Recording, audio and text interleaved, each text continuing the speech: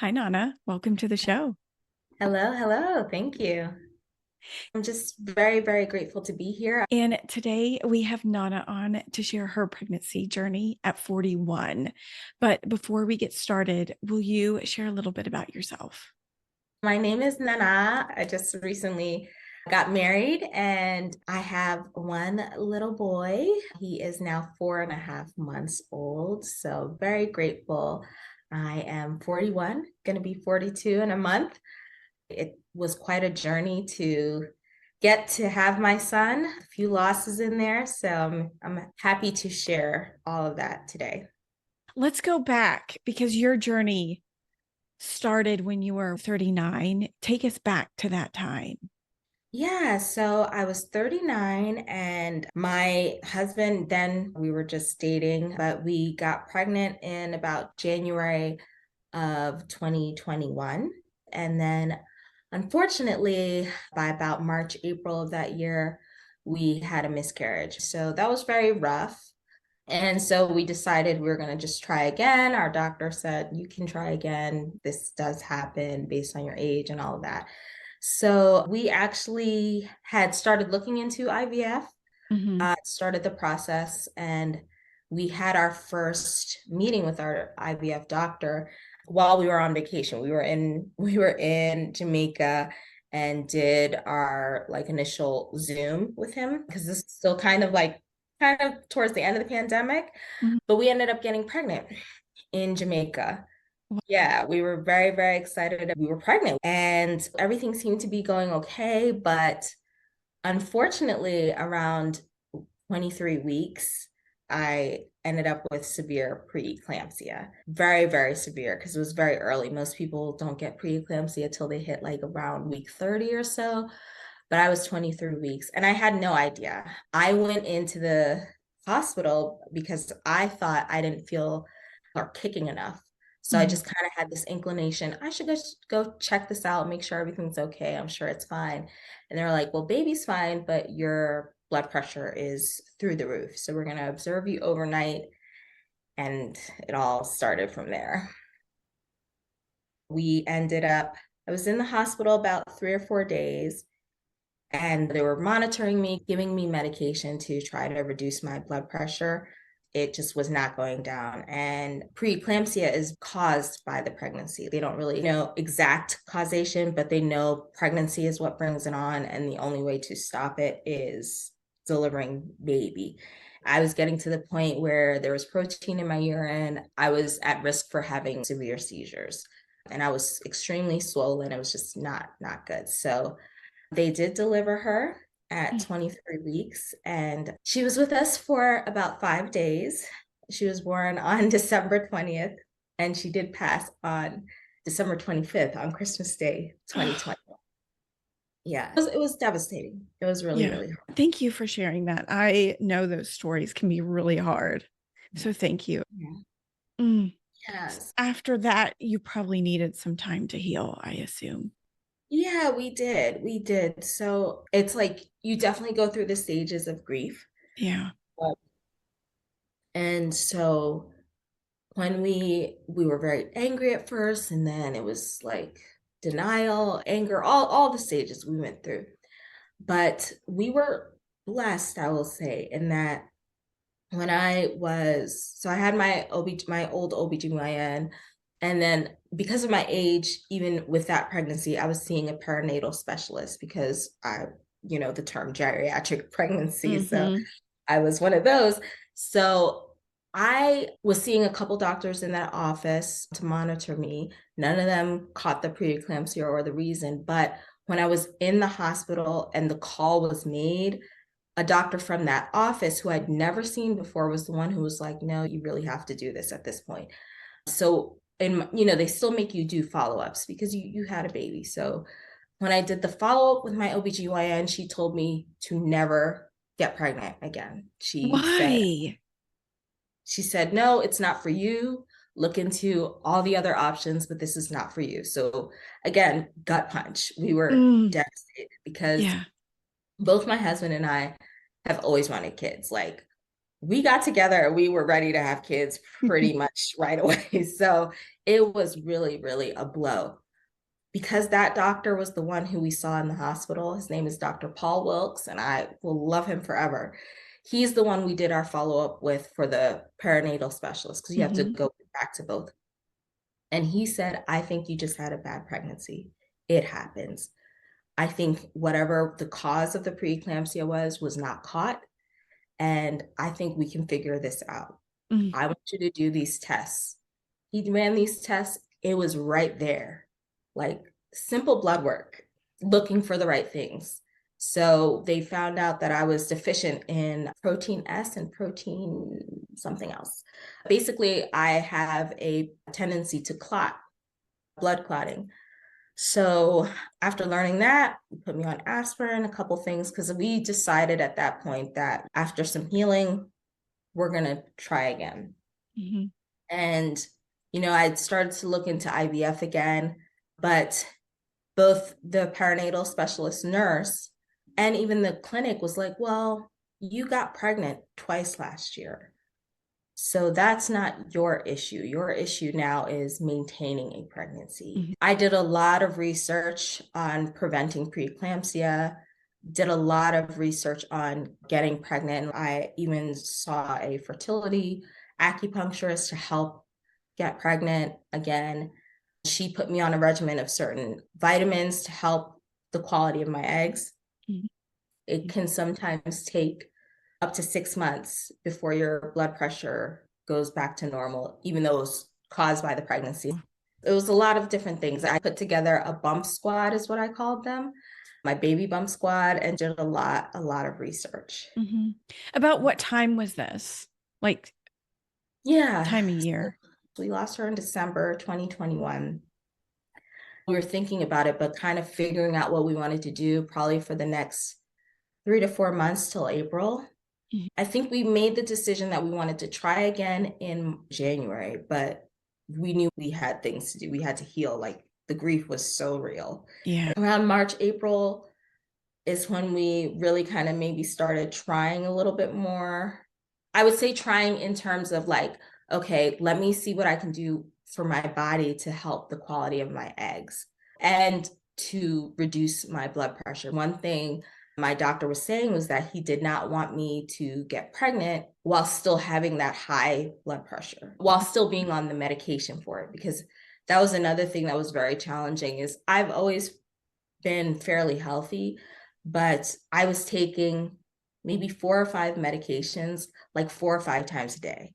So I'm grieving. I'm now in this whole new health world. It was just hard. And he was like, there are certain drugs that are on that don't go well with pregnancy. So you need to reduce that anyway. So I was working on that, getting healthier.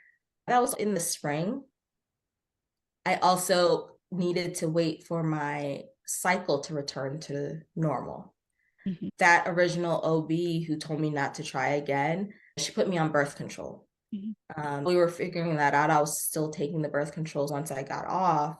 It took a while for my cycle to return to normal enough to like actually ovulate. I've been working on my nutrition and everything to help the quality of my eggs. That was probably around June, July when we really started. Like mm-hmm. It took a couple months before I got pregnant. Just a couple. Yeah, in the moment, it felt like a long time. I'm like, you know what? I'm not taking these labels. I'm going to call myself Fertile Myrtle because I could get pregnant.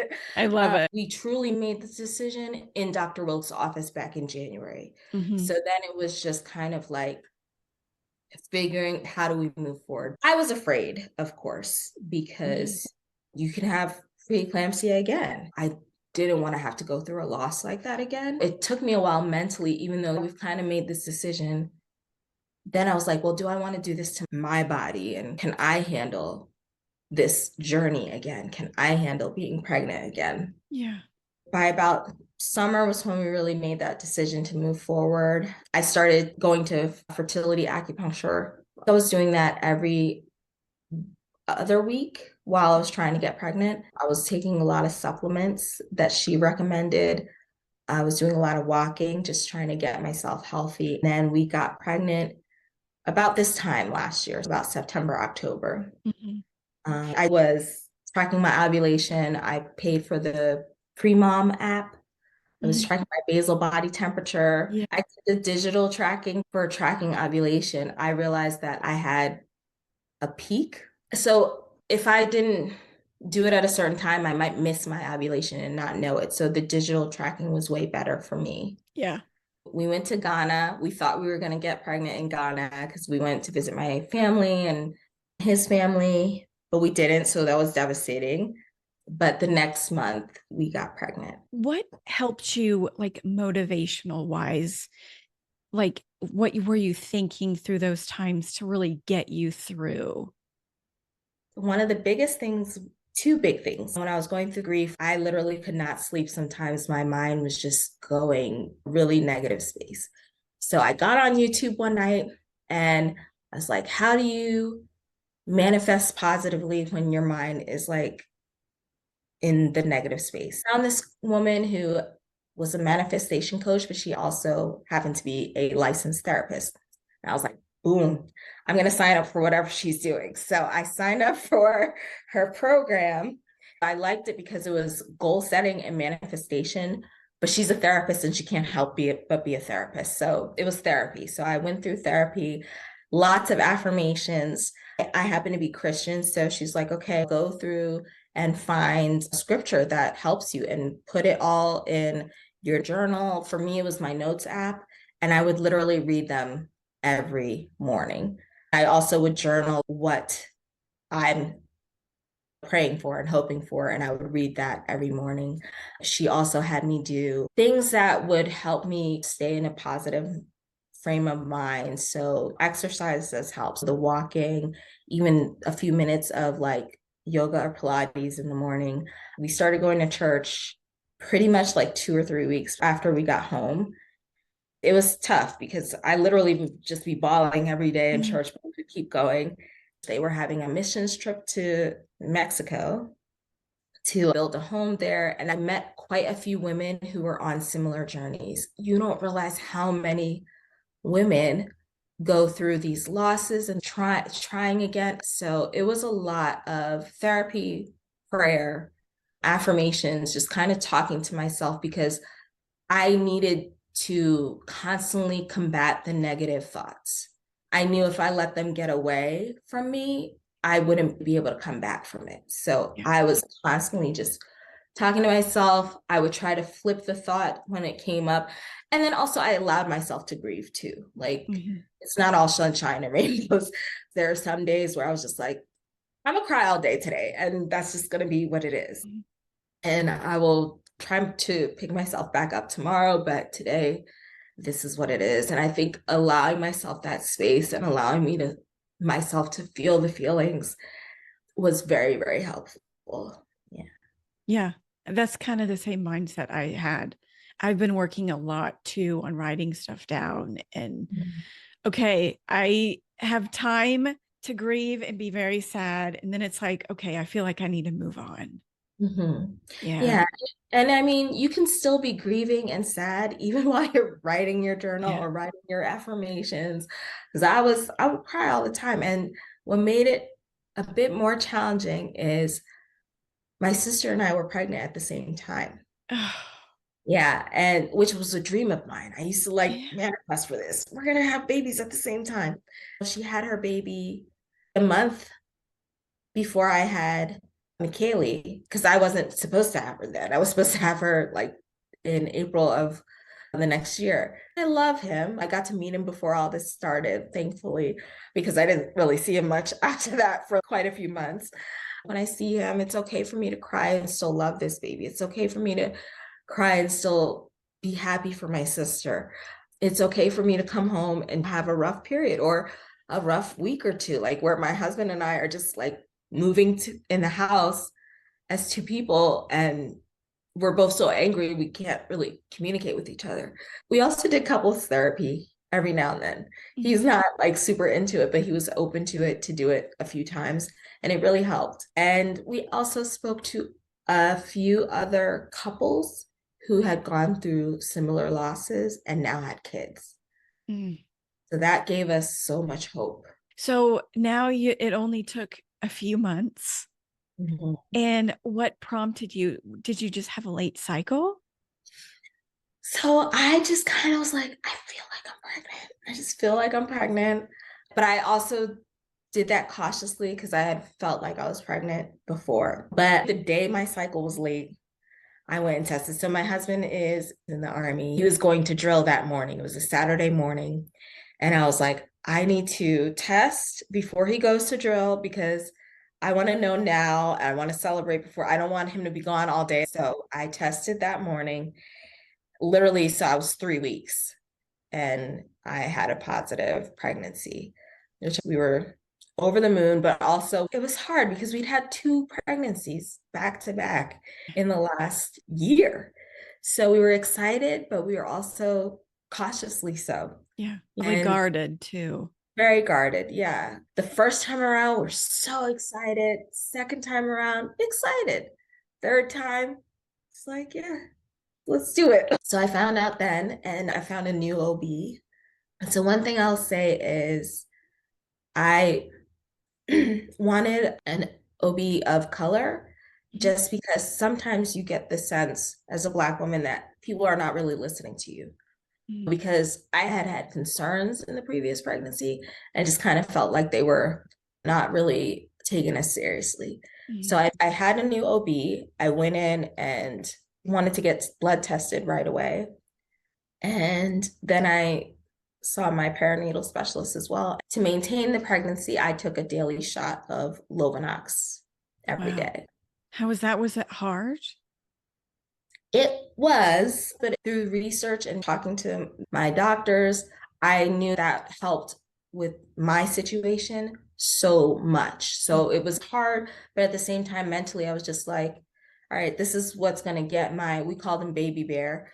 This is what's going to get baby bear here. So it was hard because it was daily. You don't want to miss it just to help thin my blood and all the supplements that I was taking as well. My husband would give it to me most days, or I would give it to myself in the belly. And how did the rest of your pregnancy go? Looking back, I was like, this pregnancy is going fairly well. Like, it didn't have a lot of nausea. I mean, I had the fatigue. I was definitely tired. And I also didn't want to overexert myself too much because I was just like, well, I don't know. Yeah, we know the blood issue was there, but I don't know what else may have contributed to preeclampsia. So I tried to take it fairly easy. I stopped working within my second trimester, partially also because that coincided with the anniversary of her loss. Christmas was very rough. Yeah. It was a tough time. We actually got engaged on Christmas Day, but I think he was just trying to give us a new memory. And mentally, how were you during the pregnancy? I was okay. I kept doing my morning prayer. Mm-hmm. I kept doing my morning affirmations, but I think the biggest thing was finding couples that I could talk to, women that I could speak to who had gone through this before. I recently moved to Las Vegas in 2020, and I just was blessed with women who literally were in their 40s or late 30s having babies, and some of them had had different types of losses, but losses. So I was constantly talking to them, and I actually would listen to podcasts like this. Mm-hmm. A couple of different podcasts that I would listen to that were these stories that were even more heartbreaking than mine. And I was like, okay, if they could do it, I could do it. All things are possible with God. Like, these are just the kind of things I would say to myself all the time. And if I was having a rough time, I would just talk to my husband as much as I could. And I would saturate my mind. I even did overnight affirmations. Like, I would find some affirmations on YouTube and listen to them overnight about, like, you're having a perfect pregnancy. You're going to have this baby. You'll be holding your baby. And what about the gender? Did you find out you're having a boy? No, No. no, we were like, we're good with whoever shows up. I love that. I want to Yeah, do the same. do it. Yeah, it was really nice because we were just so grateful to be in that place. And every day was a blessing. We're still pregnant. We're Yeah. still here. Yeah. I mean, talk about not care what the gender is. I'm sure you were like, who cares? Yeah, we could not care less. I don't think we have the mental capacity to go through that. So the big thing we did was our baby shower. Our friends planned it for us, but we're just like, we're good to go. Yeah. And what about products? Was there anything that helped you during pregnancy? Yeah, so I wish I had them with me. Aside from the Lovenox, I did baby aspirin every day. And so those were my blood issues, but I also took vitamin D. Hmm. I did magnesium, and I did, what is the name of the brand? Design Essentials, I believe. So this was a brand that my fertility acupuncturist recommended to me. So Hmm. I did their prenatal, I did their vitamin D, their magnesium. I did a different vitamin B complex, but that's something I took. I also took DHA. That was just any DHA though. And then personally, because I will say during that pregnancy, I just was not interested in vegetables at all. So I took a prebiotic green powder and liquid chlorophyll every day. So I Hmm. would mix that up, and that's what I would take my medicine and supplements with. So Hmm. it's kind of like my habit. So I take it like twice a day. So I was like, at least I'm getting some greens in for this baby because I'm not interested in these vegetables. What was your diet like otherwise? I could do salads, but it just wasn't as much as I thought I should be having. And I Mhm. didn't have a huge appetite during that pregnancy. So sometimes I felt like I wasn't eating enough. I think I gained a total of maybe 10 pounds. Wow. Yeah, so which was okay for my situation because they don't always know the causation of preeclampsia. So they were like, we don't want you to gain a lot of weight anyway. And then we don't want you to get, what is it? Not diet, it's not diabetes, but it's like, I don't know why I have mom brain. Basically, when you can get diabetes during pregnancy Yeah, causes. gestational Yes, diabetes. yes, thank you. So, and they were like, we want you to avoid that. My sister did have it in her last pregnancy, so it wasn't too bad. But in general, I was more of a snacker. I liked crackers. Don't go off of what I did, but crackers and fruit. I ate a lot of fruit and a lot of protein. I did eat a good amount of protein, but that's why I was so regimented about my supplements. Yeah. I ate a lot of protein. My family's from Ghana, so in our culture, we eat a lot of rice, but I tried to do brown rice if I could, chicken, fish, and then I did a lot of fruit. I would try to sneak in my vegetables. So, like in my eggs or something like that, I do spinach. Hmm. And then those salad bags would be very helpful. I wasn't as great as I would have liked to be. Like, especially after the loss, you think you're going to be like the most healthy. The reality was that's not what I was craving. Yeah. So I was like, all right, I'm going to avoid fast food, take my supplements, and do the best I can with my diet. And how did you prepare for birth and baby this time? We knew that they didn't want me to go 40 weeks because Sure. if McKaylee, because it was 23 weeks, I had a C-section.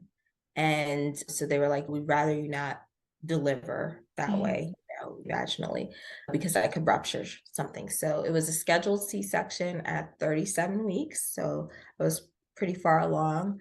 And I just, in terms of, I did all the things, like I prepared the nursery, although they don't even sleep in the nursery for like the I first, know. and did my baby list, my registry.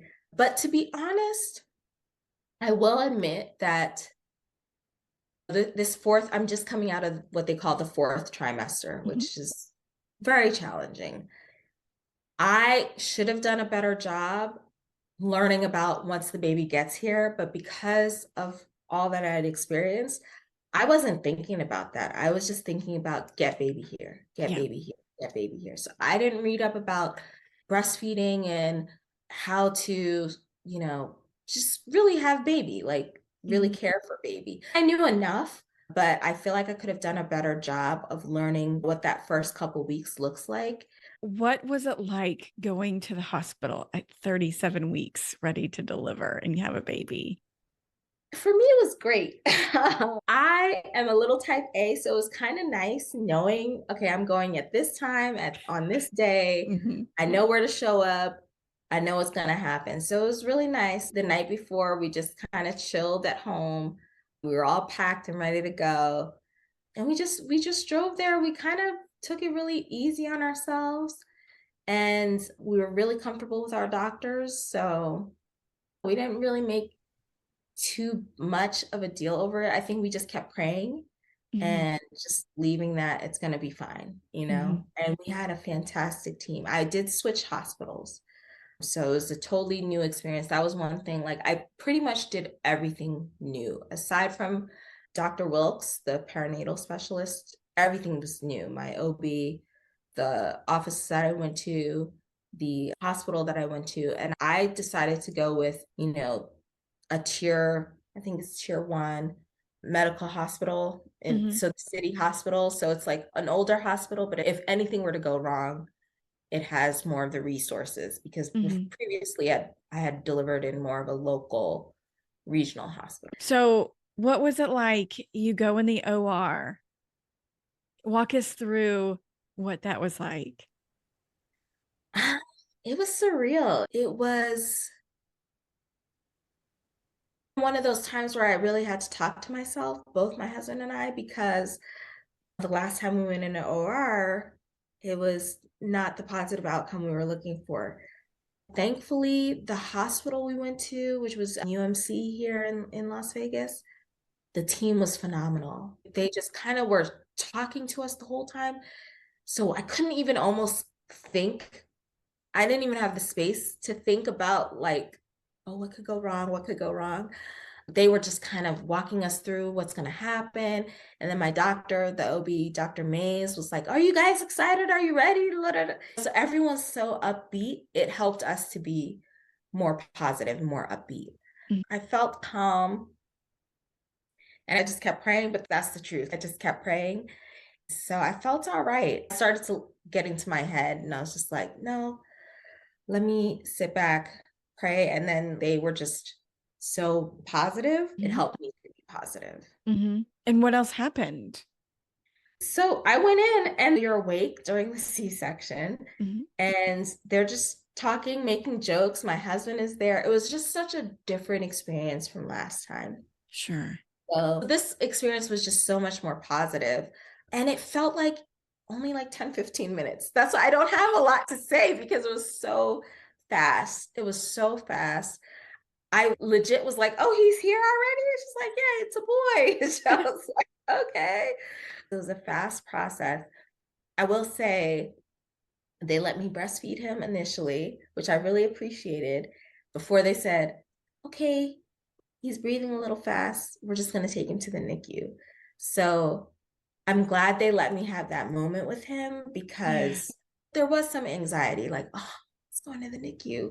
They were so good about giving us updates and telling us exactly what was going on and where he was. And we didn't have to like ask anyone. They were updating us constantly. Mhm. And what was it like leaving the hospital? Did you end up leaving with him, or did those tears talk them in and you stayed? I stayed. I stayed a whole other day. I stayed because I will never forget. The nurse came in, and they change nurses throughout the day. So she was very nonchalant. She's like, "Yeah, I think we're gonna discharge you today," and I just started bawling out. So it worked. They were like, "Oh, okay." I think they knew my history. They Mhm. figured it out how to let me stay and still have insurance cover it. We were true new parents though, like, does car seat work and all this stuff and making sure it's good. And I'm sitting in the back with him, but we were just so happy. I mean, we were so, so happy Yeah. when we got home. And then, we didn't have him that first 5 days. So that first night, we were like quite delirious, Yeah. Yeah. but we were happy. We were Yeah. delirious and happy. Did Yeah. you get the wheelchair exit? I I did. Yeah, I did. So they wheeled me out. I was just happy to get the treatment of being wheeled out and with my baby. Yeah. And how was your recovery? My recovery was going fairly well because I felt like I was healing pretty well. We have a guest bedroom downstairs, so we were staying down there. Everything was on the same level as us. Then I noticed swelling in my feet like a week later or less. Something told me again, check your blood pressure. Mm-hmm. And it was sky high. So I was like, I didn't have any issues during the pregnancy. What do you mean I have postpartum? So that really actually threw a lot off for me because I just couldn't believe I had it again. Mm-hmm. It was getting back to the meds and seeing my nephrologist and my OB and making sure that it didn't go too far. Mm-hmm. It was quite high.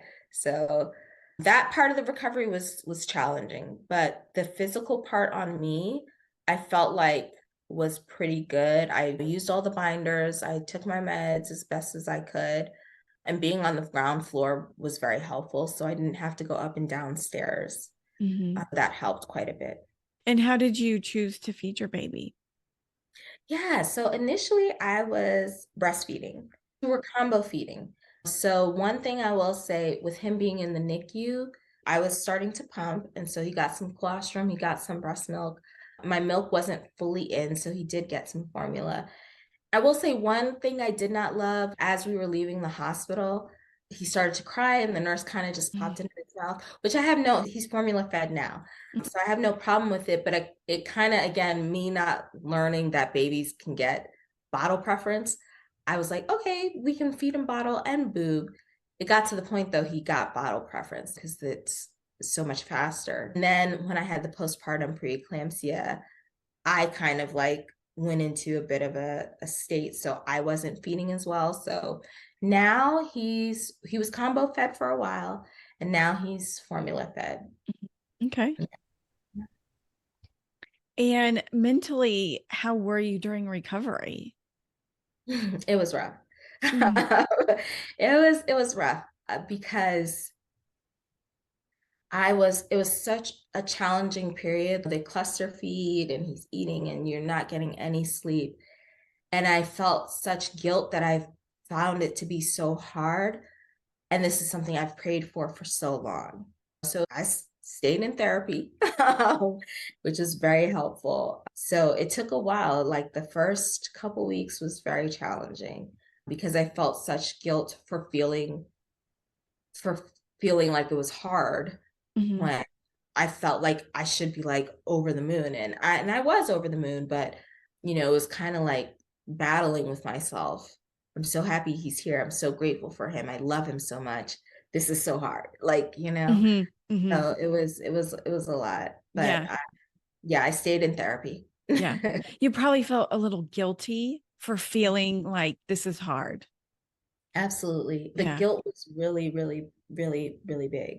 Yeah. Um, because we've been through so much to get here. How dare I feel like, wow, this is harder than I thought it would be. Mm-hmm. And so you feel bad that you think it's hard, and then you feel bad that you, you feel that way. So Mm-hmm. it was challenging. Yeah. Yeah. Well, is there anything else you want to say about your pregnancy or birth? I just want to say, ask about certain blood tests. For me, it was such a simple fix for the preeclampsia. It still sometimes is painful to think about that she could have been here with us if we had just known. So I say, if you're pregnant, the test doesn't even cost you much of anything with insurance. It's well worth it. And then I would say, exhaust all the options you can. Some people thought I was crazy for doing fertility acupuncture. I did it throughout the pregnancy too. I did all the supplements. I think if you have the desire, you're already a mom. This is just finding your path to get there. So that's my 2 cents. I love that. Do you feel acupuncture is relaxing to you? Or it was just like a fertility thing for you? So it was somewhat relaxing. I'm sure, like most women, you have such busy lives sometimes. It was great to just have this hour where I'm not doing anything. I'm not on my phone, I'm not on social media. So it was nice for that. It felt nice. I will admit, sometimes it was like, I don't really know if this is doing anything, but my husband would be like, this is not cheap. And I was like, I don't care. Studies say it works, so I'm going. Like, it was nice. I feel like there would be times, I will admit, there would be times where I might be anxious or not be feeling so great. And I would go to a session and I would feel a little bit better afterwards. So I think there's something to it. Some days I was just like, this was nice to lay down for an hour. Some days it was just fantastic. I do it too, and I find it so relaxing. Yeah. So now you have a little bit of preeclampsia still. Mm-hmm. How else are you today? I'm pretty good. In terms of my health, everything, all my other markers are good. And I have days. So during my pregnancy, I took my blood pressure. I have a blood pressure cuff at home. I took it every single day. And before I even got pregnant, took it every single day because I wanted to get off the medication. I will say I have not been as diligent in terms of taking my actual pressure. I take my medicine every day, every morning, every night, but I've just now started being more diligent with taking my pressure daily because I want to start getting myself off of the medication. And I'd say in the last week, there are some days I'll take it in the morning before I take my medication, and my pressure is actually really good. So then I don't necessarily need to take the medication because you don't want it to go too low. Mhm. But honestly, other than that, it's pretty good. I've started walking more again, which helped tremendously before. I was figuring this baby out. Mhm. I just wasn't in the habit, but I'm getting back to the habit. I would still take it, just not daily. So it'd be Mhm. like once or twice a week. Fortunately, my dad happens to be a pediatrician. So literally every day he'd be like, how's your pressure? How's your pressure? What's your pressure? What's your pressure? I'm like, we'll check. Oh, yeah. Need that nudge from dad. Yes, it's good. And do you have any plans to have more kids in your 40s? I would like to. So I will Ooh. admit this decision, it took a while to get here because I think during the pregnancy and towards the end, I was like, okay, I think I could do this possibly again. But I would have moments where I'm like, this is hard. Like me telling you about the pregnancy now, I feel like I have rose colored glasses on. I know there were moments in that pregnancy where I was like, this is a lot. But once baby comes, you're kind of like, it's all fine. It's great. It was easy. But it took me a while to get to the decision of maybe I'll try again, especially once I had the postpartum preeclampsia. Mm, That kind of threw me for quite a loop. yeah. And it being so severe the last time around, I was kind of concerned for my own health. But you do more research and you live with it a little longer and you talk to your OB and your perinatal specialist, and they're all like, well, we know what the cause is, we know what you need to do. So they've kind of given me the okay, which has made me feel a lot better. And Mhm. then just having him, I would love for him to have a sibling. Just, I have two siblings, Okay, that's exciting. and so many women are having babies in their 40s. So I'm like, I'll do it. Why not? And what has been your biggest challenge being pregnant in your 40s? I would just say energy. Mm. I feel like being pregnant in my 40s and having a baby in my like now having to care for the baby, just I know my energy level that I have now is not quite this what I would have had in my early 30s or even my 20s.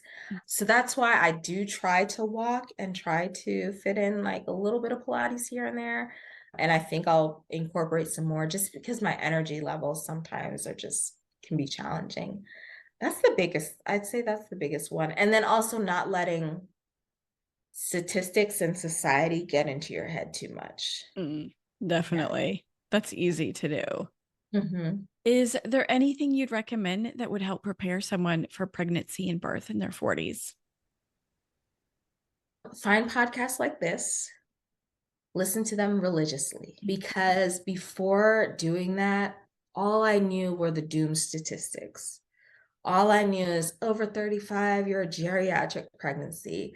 It's not going to work. You don't have, all of that. But then you listen to these podcasts, and these women are just popping babies out. Not just popping babies out. I shouldn't say it like that, but they're doing what they need to or what they want to as best as they can. And hearing these stories gives you so much encouragement. I'd say saturate your mind with this kind of stuff. Yeah. I think the mind science is so important, and I don't think people always recognize that, but I think it's a huge part of it. It's a huge piece. I love it. Yeah, the only other thing I would recommend is find someone you can work with, like a holistic practitioner of some kind. Because even before I saw the fertility acupuncturist, I did see like a nutritionist who had some experience with helping people get to pregnancy. And so even though I didn't eat that great during my pregnancy, leading up to it, I did. I did switch around my diet.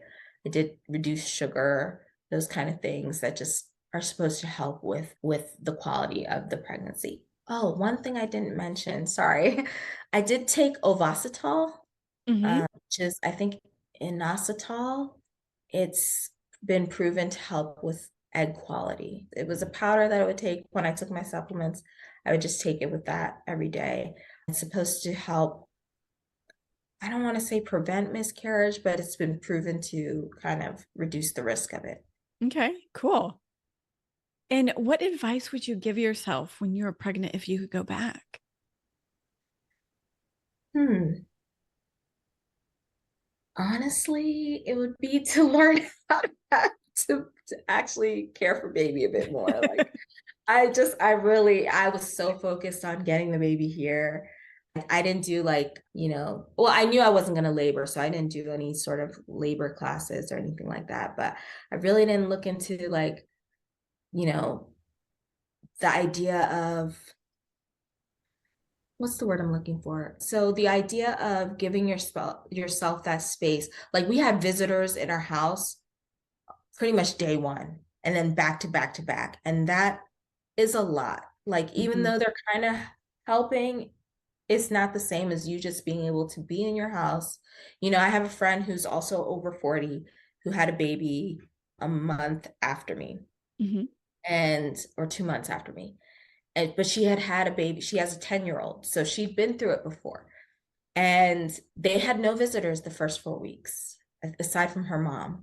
And she breastfed for I think 3 or 4 weeks before she ever introduced the bottle.